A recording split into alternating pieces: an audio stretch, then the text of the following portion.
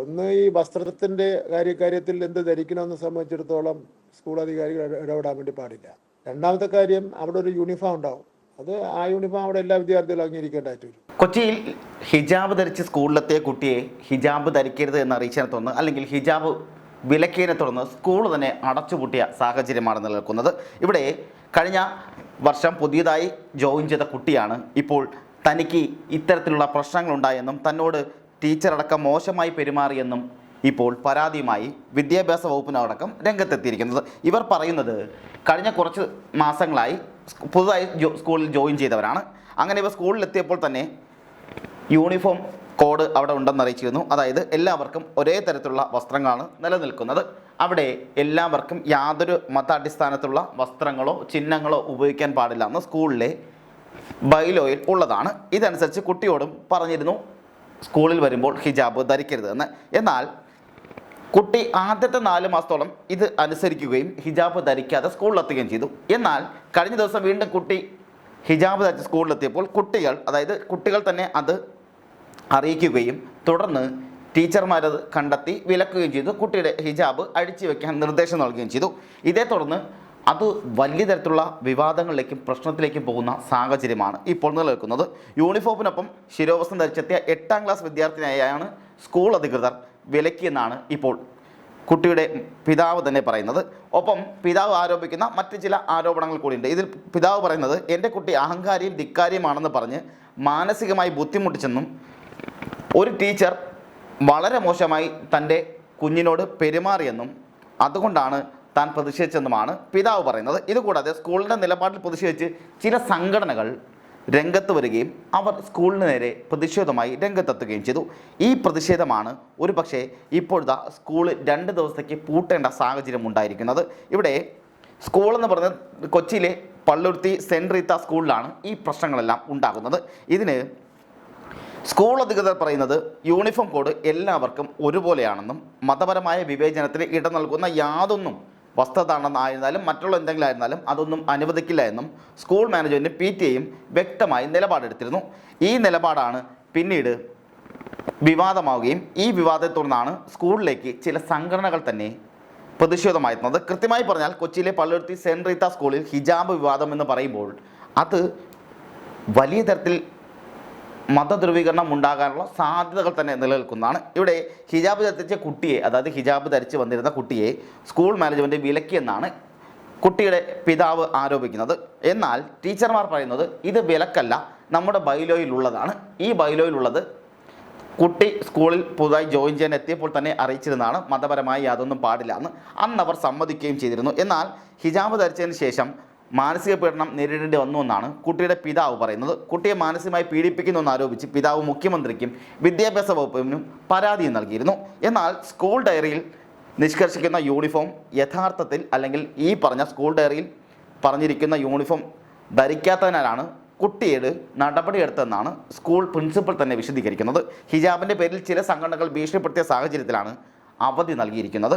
അധികൃതർ പറയുന്നതും ഇത്തരത്തിലാണ്. കാരണം ഒരു സ്കൂളിലേക്ക് പെട്ടെന്ന് ഒരു കുട്ടി എത്തുന്നു, പുതുതായി പഠിക്കാൻ വരുന്നു. ആ കുട്ടിയോട് ആദ്യം തന്നെ സ്കൂളിൻ്റെ റൂൾസ് ആൻഡ് റെഗുലേഷൻസ് കൃത്യമായി പറഞ്ഞു. ഇതൊക്കെയാണ് സ്കൂളിൻ്റെ നിയമങ്ങൾ, ഇതാണ് ബൈലോയിൽ പറയുന്നത്, മതപരമായി യാതൊന്നും പാടില്ലെന്ന് സ്കൂൾ അധികൃതർ ആദ്യമേ അറിയിക്കുന്നു. തുടർന്ന് കുട്ടി അതനുസരിച്ച് സ്കൂളിലേക്ക് പോവുകയും ചെയ്യുന്നു, പഠിക്കാനായി പോവുകയും ചെയ്യുന്നു. എന്നാൽ ഈ 8ാം ക്ലാസ്സിൽ പഠിക്കുന്ന കുട്ടി പെട്ടെന്ന് ഒരു ദിവസം ഹിജാബ് ധരിച്ച് സ്കൂളിലെത്തിയപ്പോൾ അത് സ്കൂൾ അധികൃതർ ചോദ്യം ചെയ്യുകയും ഇത് ധരിച്ച് വരാൻ പാടില്ല എന്ന് കർശനമായി നിർദ്ദേശിക്കുകയും ചെയ്തു. ഈ നിർദ്ദേശമാണ് പിന്നീട് വലിയ തരത്തിൽ ഒരു വിവാദത്തിലേക്ക് പോവുകയും ചില സംഘടനകൾ സ്കൂളിലേക്ക് പ്രതിഷേധ മാർച്ചുമായി എത്തുക. അതായത് വളരെ പെട്ടെന്ന് ഇത് സ്കൂളിന് പുറത്തേക്ക് എത്തുകയും സ്കൂളിന് പുറത്തുള്ള ചില സംഘടനകൾ വന്ന് അത് സ്കൂളിനെതിരെ വലിയ പ്രതിഷേധമായി എത്തുകയും ചിലർ വന്ന് ഹിജാബിനെ വിലക്കാൻ പാടില്ല എന്നും അല്ലെങ്കിൽ ഹിജാബിൻ്റെ പേരിൽ സ്കൂളിൽ വന്ന് ഭീഷണിപ്പെടുത്തിയ സാഹചര്യം ഉണ്ടായെന്നും സ്കൂൾ പ്രിൻസിപ്പൽ തന്നെ പറയുന്നുണ്ട്. ഒപ്പം തന്നെ കുട്ടികളിൽ പലരും അവർക്ക് അവധി വേണമെന്നും അതുപോലെ തന്നെ അവിടുത്തെ അധ്യാപകരിൽ പലരും ഭയപ്പാടോടെയാണ് സ്കൂളിലെത്തുന്നുള്ള സാഹചര്യം ഉണ്ടാകുന്നുണ്ട്. ഈ സാഹചര്യം നിലനിൽക്കുന്ന ഈ അവസ്ഥയിലാണ് സ്കൂൾ അധികൃതർ ഇപ്പോൾ സ്കൂളിന് 2 ദിവസത്തേക്ക് അവധി പ്രഖ്യാപിച്ചുകൊണ്ട് ഇപ്പോൾ നോട്ടീസ് തന്നെ പുറപ്പെടുവിച്ചിരിക്കുന്നത്. ഈ നോട്ടീസിൽ പറയുന്നതും ഇങ്ങനെ തന്നെയാണ്. നമ്മുടെ സ്കൂളിൽ അനുവദനീയമല്ലാത്ത വസ്ത്രധാരണവുമായി വന്ന ഒരു വിദ്യാർത്ഥിനിയുടെയും മാതാപിതാക്കളുടെയും മറ്റു ചിലരുടെയും സ്കൂളിൻ്റെ അഭ്യകാംക്ഷികൾ അല്ലാത്ത ഭാഗത്തുനിന്നുണ്ടായ സമ്മർദ്ദം മൂലം പല വിദ്യാർത്ഥികളും അവധി ചോദിച്ചതിനാലും അധ്യാപകർ അനധ്യാപക ജീവനക്കാരും മാനസിക സമ്മർദ്ദത്താൽ അവധിയെടുത്തതിനാലും മനസ്സമാധാനത്തോടെ കുട്ടികളെ പഠിപ്പിക്കുവാൻ സാധിക്കാത്ത ഒരു പ്രത്യേക സാഹചര്യമാണ് ഉടലെടുത്തിരിക്കുന്നത്. ആയതിനാൽ PTA എക്സിക്യൂട്ടീവ് അംഗങ്ങളുടെ അഭിപ്രായം ആരാഞ്ഞതിന് ശേഷം നാളെയും മറ്റന്നാളും, അതായത് തിങ്കളാഴ്ചയും 13-ാം തീയതിയും അതുപോലെ 14-ാം തീയതിയും സ്കൂളിന് അവധിയായിരിക്കുമെന്ന് അറിയിക്കുന്നു. ഒപ്പം തന്നെ അവർ പറയുന്നത്, നമ്മുടെ രാജ്യം അനുഭവിച്ചിട്ടുള്ള സ്വാതന്ത്ര്യത്തിലും മാനേജ്മെൻറ്റിൻ്റെ അവകാശത്തിലുമുള്ള അടങ്ങുന്ന രീതിയിലുള്ള കുട്ടികൾ നല്ല വിദ്യാഭ്യാസം തുടർന്ന് നൽകുവാൻ ആകുമെന്ന് ശുഭാപ്തി വിശ്വാസമുണ്ട്. ഇനിയും നിങ്ങളുടെ സഹകരണം പ്രതീക്ഷിക്കുന്നു. അതായത് ചില സംഘടനകൾ വന്ന് സ്കൂളിൽ വന്ന് ഭീഷണി വരെപ്പെടുത്തുന്ന സാഹചര്യം ഉണ്ടാകുന്നു. ഈ ഭീഷണിയുടെ അടിസ്ഥാനത്തിൽ സ്കൂൾ യൂണിഫോം സംബന്ധിച്ച് ഉണ്ടാകുന്ന പ്രശ്നങ്ങൾ അത് ആദ്യമേ തന്നെ കുട്ടിയോടും കുട്ടിയുടെ പാരൻസിനോടും, അതായത് മാതാപിതാക്കളോടും അറിയിച്ചിരുന്നു. ഞങ്ങളുടെ സ്കൂളിലെ നിയമം ഇതാണ്, ഈ നിയമം അനുസരിച്ച് പഠിക്കാനാണെങ്കിൽ പഠിക്കാം എന്നുള്ളത് ആദ്യമേ അറിയിച്ചിരുന്നു. അത് അഡ്മിഷൻ എടുക്കാൻ എത്തിയപ്പോൾ തന്നെ അറിയിച്ചിരുന്നതാണ്. എന്നാൽ ആദ്യം അത് സമ്മതിക്കുകയും പിന്നീട് വന്നിട്ട് ഇല്ല, എൻ്റെ കുട്ടിക്ക് ഹിജാബ് ധരിച്ചേ മതിയാകുമെന്ന് പറഞ്ഞ് വിവാദമുണ്ടാക്കുകയും ആ വിവാദത്തെ തുടർന്ന്, അതായത് കുട്ടിക്ക് വസ്ത്ര സ്വാതന്ത്ര്യമുണ്ട്, ആ വസ്ത്ര സ്വാതന്ത്ര്യം അനുവദിക്കണം എന്ന് പറഞ്ഞുകൊണ്ട് കുട്ടിയുടെ പിതാവ് മുഖ്യമന്ത്രിക്കും അതുപോലെ വിദ്യാഭ്യാസ ഡയറക്ടർക്കും ഒപ്പം തന്നെ വിദ്യാഭ്യാസ മന്ത്രിക്കും പരാതി നൽകുന്നു.